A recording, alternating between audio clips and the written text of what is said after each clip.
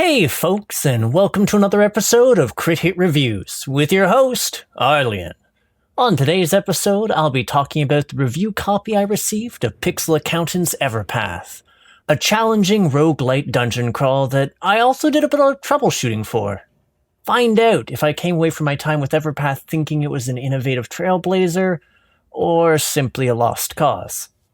So first of all, Everpath's not the most story-centric of games, given that the gist of what I was able to piece together is that you're, well, a rather generic soldier. Legitimately who you are boils down to a combination of class and a background perk you pick. Anyways, this individual of indeterminate nature is part of a group tasked with, well, I'm actually sort of hazy on the details here since there's not an intro and what you're told is basically snippets between game areas, but I'm pretty sure you're there to reclaim a fort / get to the bottom of the creature incursion which is localized in that region. And that's about that. I mean, there's small encounters that you come across as you navigate the dungeon which provide some overall flavor to the world that you're in, but if you're searching for any sort of compelling narrative, you're really not likely to find much. Now, gameplay-wise, things are fairly straightforward. You choose between two difficulties, one which allows achievements but sports permadeath, and the other which disables achievements in favor of having higher quality gear and checkpoints at the start of every floor, so if you die, you get to come back. Anyways, once you're past that, you get to pick from 4 basic classes and a specialization, which provides a tiny bit of narrative flavor about your character that never really comes into play, and some shifts to your character's stats or loadout. Now, in the latter case, there's a set of locked perks, but I never really stumbled on any hints as to how to unlock them, or what exactly they were over the course of my various playthroughs. Now, as for the various classes, they are more or less starting kits that you can customize as you proceed through the game, as they each start with their own basic attack type, a dodge, and 2 unique abilities to flesh themselves out. They don't actually acquire more abilities as you progress, you won't be having to adjust your strategy too much.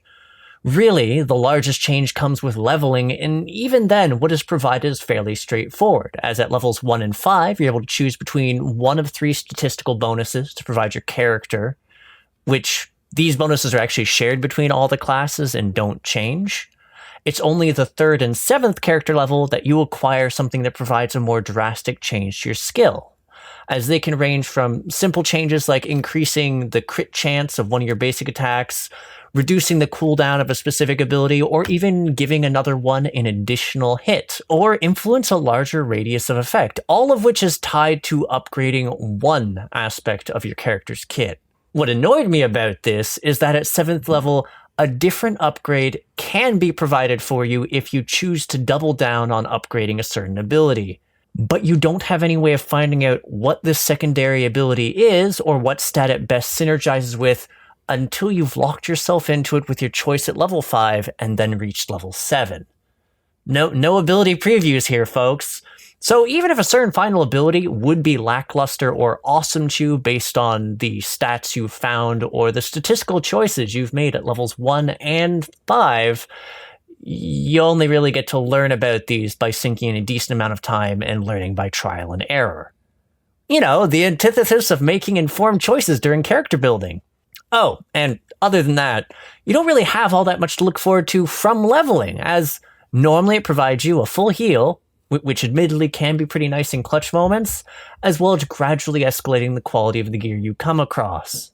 And yes, I do mean that is it for the customization of your skills, because past level 7, there's no perks. Though at the very least, if you're diligent about snagging everything you pick up, there are alternate ways to get stronger, given the game provides a number of consumables which boost your stats. They're also entirely random, both in the drop rates and what you end up getting, so it can be rough to rely on them. But I've said a lot about the characters and not that much about the game itself. Well, as you can likely see, Everpath tosses you through a maze of randomly generated rooms, the likes of which vary each time you make a run through the game.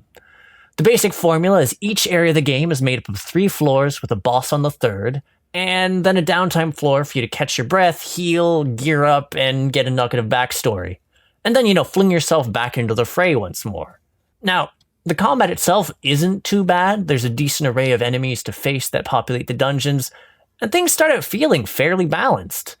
That said, as you progress forward, the difficulty rapidly scales up to the point that the threat of instantaneous death begins to perpetually loom. Getting instantly exploded by a boss is an unpleasant enough possibility, but the sheer escalation in damage also makes the traps scattered around the dungeon extraordinarily lethal as you progress. And it's in fact highly possible to just simply succumb to an immediate demise courtesy of the trash mobs, whether just at the hands of an enemy tossing in enough projectiles to make the room look reminiscent of a bullet hell, or an elite enemy who happens to have the special ability to teleport behind you mid-swing, sending you spiraling back to the start of the game faster than you can say nothing personal, kid. And no, despite the term roguelike being used in the game's title, you don't get to carry forward anything towards your next playthrough or gradually build up resources to make future runs more accessible or easier. Rather, it just seems to be there to emphasize that the game isn't a more pure turn-based roguelike. Thus, you can expect to die and come back a fair bit, which is more than likely to make you rather familiar with the random encounters you can find in the dungeon. Very familiar. Whether it's helping a necromancer practice forbidden magic, accepting a wizard's challenge, or just picking a random chest and hoping it doesn't detonate in your face, the array of special events that you can come across, they feel rather limited in Everpath and grow more so as you progress in the game. They're excellent resources, to be sure, and yet they also helped me to discover another quirk of the game. See, one of the things which you'll acquire from any boss you slay, and occasionally as a reward from certain events, are items called relics. You can hold up to 4 of these, and they provide some fairly nifty bonuses. Unfortunately, they don't stack as items. And there's nothing really stopping from the game from tossing multiples of them at you. In fact, more often than not, I ended up carrying multiples, sometimes for 2 different types of relics. I would just have all 4 of my relic slots just be multiples of each other. What's more, all of these relics are not equal, with some being far more useful, like the relics which trigger at 45% health and provide potent effects, as opposed to the relic which triggers when you're on the verge of death to grant a defense boost, which you're likely never actually going to see trigger, since you're likely to get shot straight past half into the morgue, and that amped up defense sure as hell isn't going to save you at 15% health. At this point, I'm not sure me commenting on the neatness of the overall boss fights is much of a saving grace in the face of these various mechanics, or the fact that you're just highly likely to abruptly die when first faced with some of them when you're in the later stages. But for all the hassle I've given the game as so far, I will say the audio's pleasant enough to listen to, providing a decent bit of ambience to accompany yourself through the game. And I'll also admit that as far as pixel art, Everpath is pleasant to look at. I genuinely enjoy the visual aesthetic of the game, the variety of enemies you have to fight, and the bosses, and there's some pretty fun animations in the area and for the characters. But with all that said, we're now at the finale, and I have to say, I'll admit that I found the ultimate outcome a shame. Whilst Everpath has a number of interesting ideas, the implementation of them and the overall balance of the game still feels immensely off. And as I said in the intro, I actually did a bit of free troubleshooting for this title, jotting down a list of things that were amiss or wonky with the game's balance and presenting it to the dev. And there have been some changes that have come from it. Certainly it's nowhere near as bad as it was during early access, enough so that I actually need to rewrite a few sections of the review over time. That said, it doesn't fix a lot of the issues at the core of this game. Whilst it's certainly not bad with its presentation or the title soundtrack, the actual content of it as a game itself felt frustrating and unrewarding, and due to its nature, ultimately ended up feeling incredibly repetitive, which is why, at the current juncture of this game, I'd rate it a fail.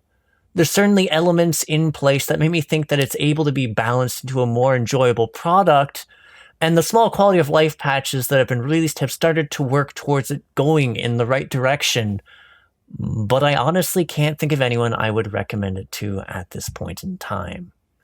Anywho, for those folks who have stayed until this point in time, I'd like to say thank you for tuning in. If you agree with me, disagree, or just have something to say to me, feel free to comment. And for those interested in more indie reviews, developer interviews, podcasts, or for Monday TTRPG content, hit the subscribe button and the bell so you know when there's a new release. There's also a Discord. You can click the link in the banner in the description so you can become a part of our community, the Crit Hit Cauldron. Lastly, if you'd like to help support the channel, we do have a coffee running now to help supplement funds for our lovely editors and to make sure we can continue to provide quality content. Again, check the description plus the banner for them links. Anywho, I'll catch you on the next episode of Crit Hit. Take care till then, folks.